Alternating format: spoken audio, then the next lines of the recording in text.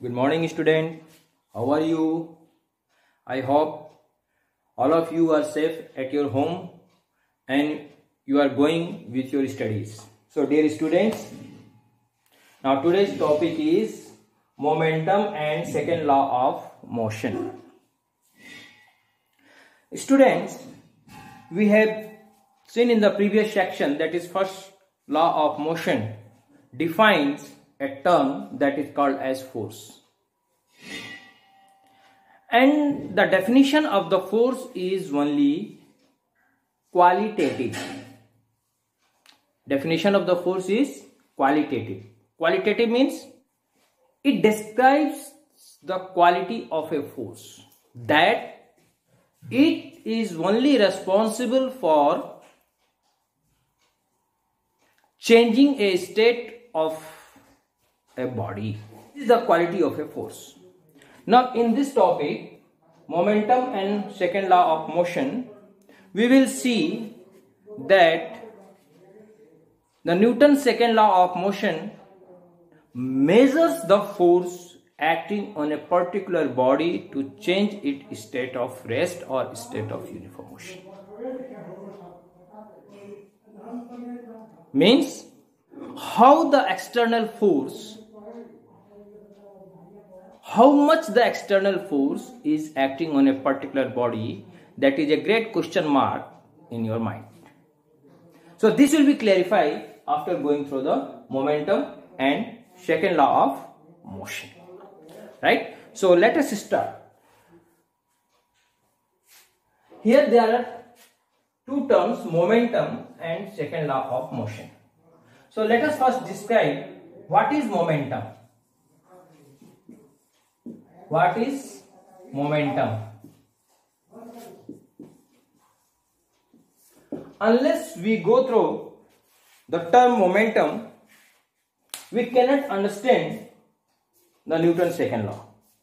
So momentum is defined as the quantity of motion contained in a body. The quantity of motion contained in a body is nothing but your momentum. Now mathematically this momentum is measured as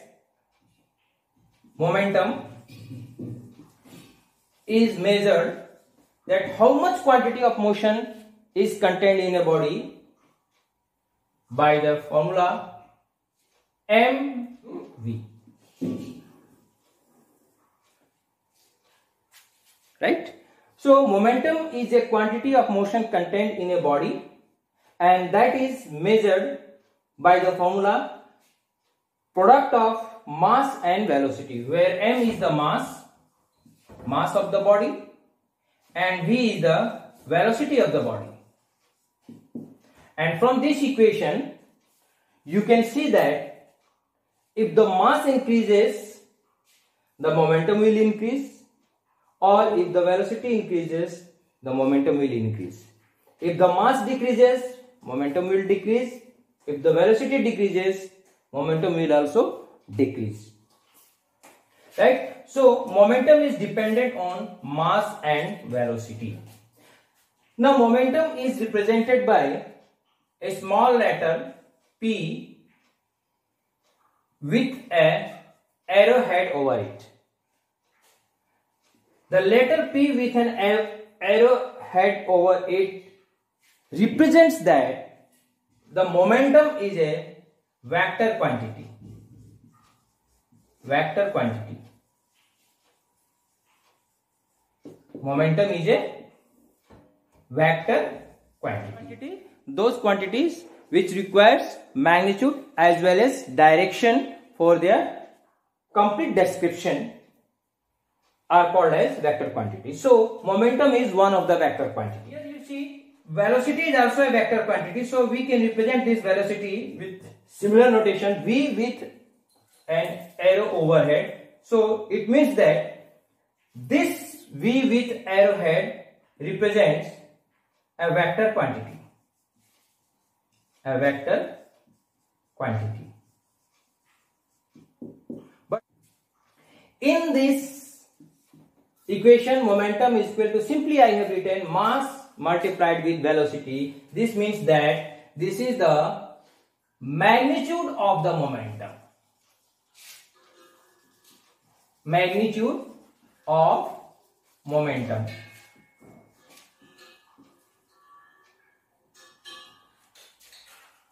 So we can write this formula in two ways, either in the vector form or in the scalar form. In vector form, we write momentum P is equal to mass. This is the vector form of momentum. And in scalar form, we are only interested in the magnitude of the quantity. So the quantity is your momentum. So it is mass multiplied by the magnitude of the velocity. So this is in scalar form.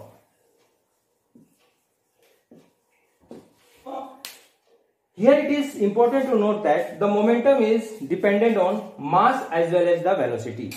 It means that if there is any change in the velocity, there will be a change in momentum. So change in momentum is represented as change in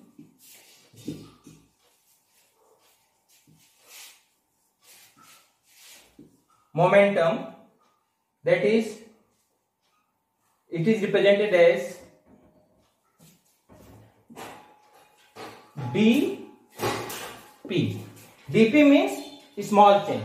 When we write d with p, it means that it is change in momentum, but that change is very small. So now the rate of change of momentum.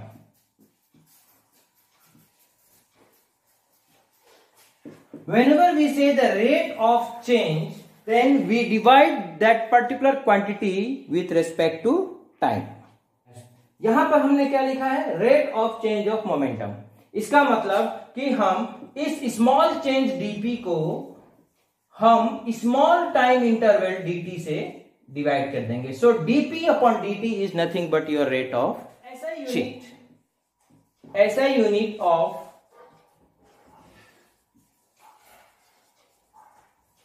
momentum. So see the formula. Only we have to consider the magnitude value. So I am simply writing P is equal to product of mass and velocity. So what is the unit of SI unit of mass? That is kg, and velocity, that is meter per second. So the unit of momentum is nothing but kg meter per second. So three things you have to remember. First, that momentum is nothing but the product of mass and velocity.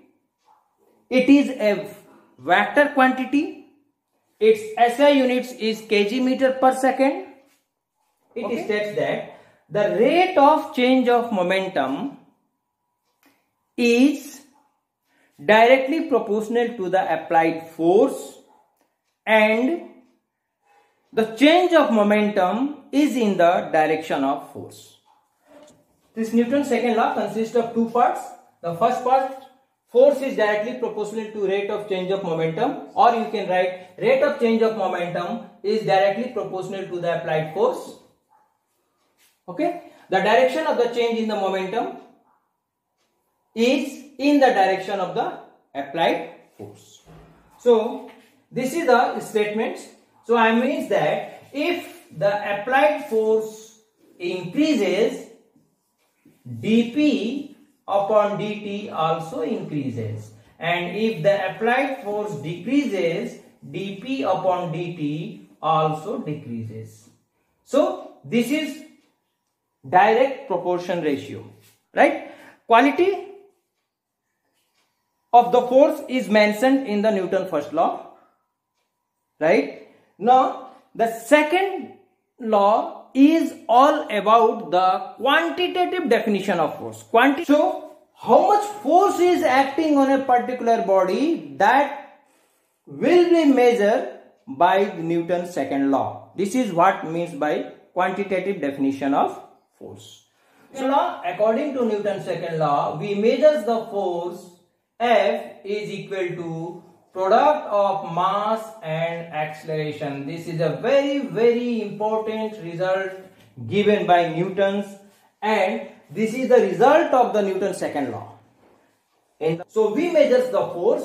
F is equal to the product of mass and acceleration. And from now onwards, in our everyday life, in our everyday science, you will measure the force by using this formula. M is the mass, A is the acceleration. This is again, this equation like this also, force with arrowhead is equal to mass multiplied by acceleration. Since acceleration is also an vector quantity, so this is the formula in vector form, and this is the formula in scalar form. Generally, in all our mathematical calculation, we use the scalar form of the force or momentum, right? So let us see how Newton's second law gives F is equal to M into mathematical formulation of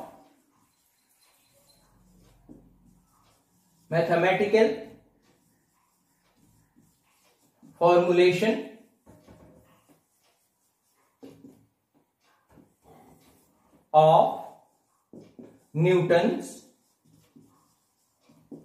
second law. Mathematical formulation of Newton's second law. So for this formulation we have to take examples. Example 1 is that a body is moving with the initial velocity u in the given direction, right? The same body is being acted by a force F for time t second.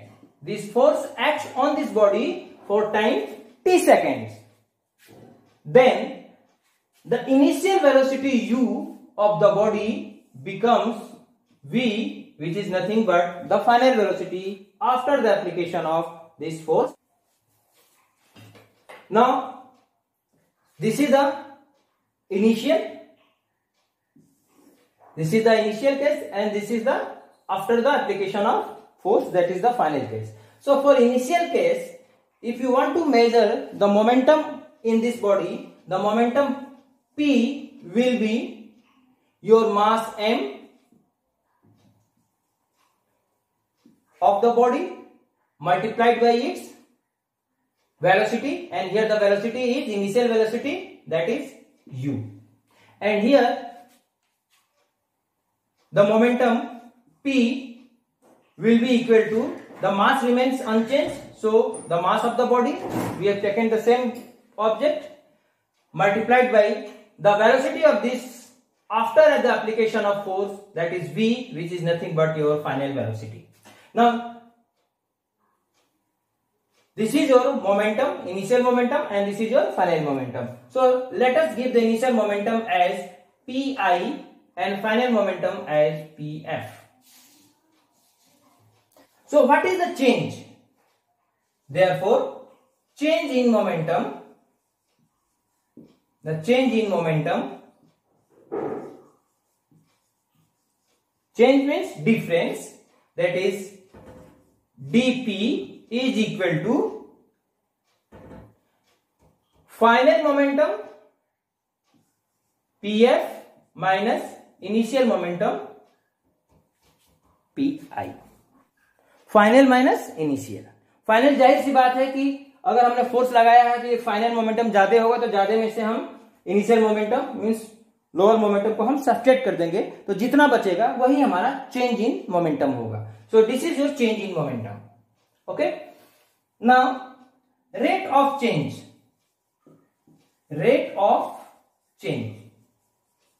How fast this momentum has change, कितना जल्दी ये जो change in momentum हुआ है कितना जल्दी हुआ है, that is rate of change. of momentum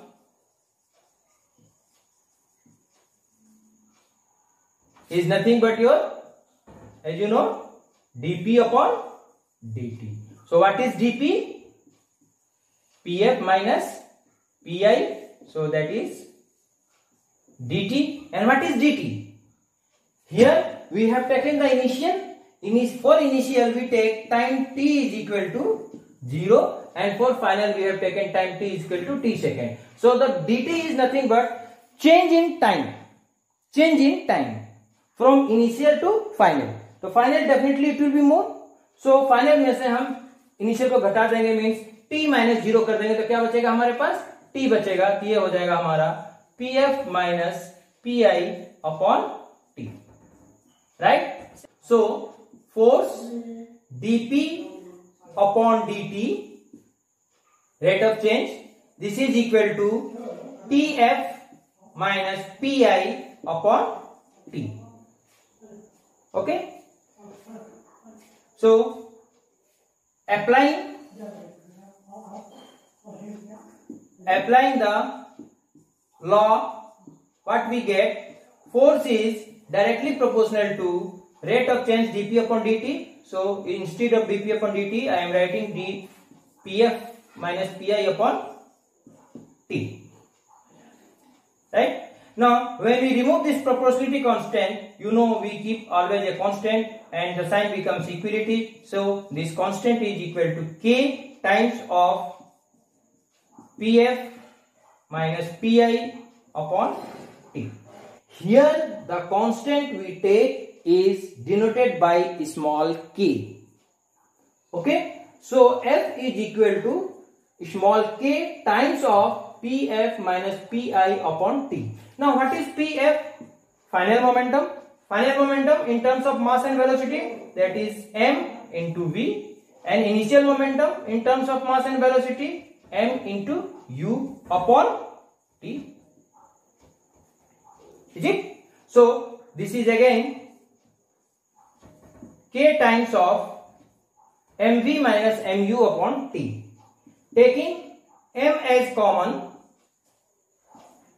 we get m times of v minus u upon t. Now what is v minus u upon t? In the first chapter you might have read the equation of motion. So from first equation of motion, v minus u by t is nothing but your acceleration. So we can write k times of m into a. अब ये v minus u by t equal to हम a लिखें कैसे? We know from the equation of motion v is equal to u plus a t. So from this transfer this u here. So v minus u is equal to a t. So we have to find the acceleration. So v minus u t comes here. It becomes a. So v minus u upon t को हमने क्या लिया? Acceleration a. Now here in SI unit, this is very important point. In SI unit, k is taken as 1. Hence the equation becomes f is equal to, यहाँ 1 हो जाएगा तो क्या बचेगा? m into a. So this is what I told about the measurement of force is nothing but the product of mass and acceleration, and this is proved, and this was given by Newton, and it is known as Newton's second law of motion. So in this way we can say that the Newton's second law of motion measures the force. The overall result is that the Newton's second law of motion measures the force. Means it gives the quantitative definition of a force, whereas the Newton's first law gave qualitative definition of a force. Clear, everybody? Okay. So up to this much for today's class. In the next class we will see Newton's third law of motion. By then, goodbye. Have a nice day. Be safe and stay at your home. Thank you.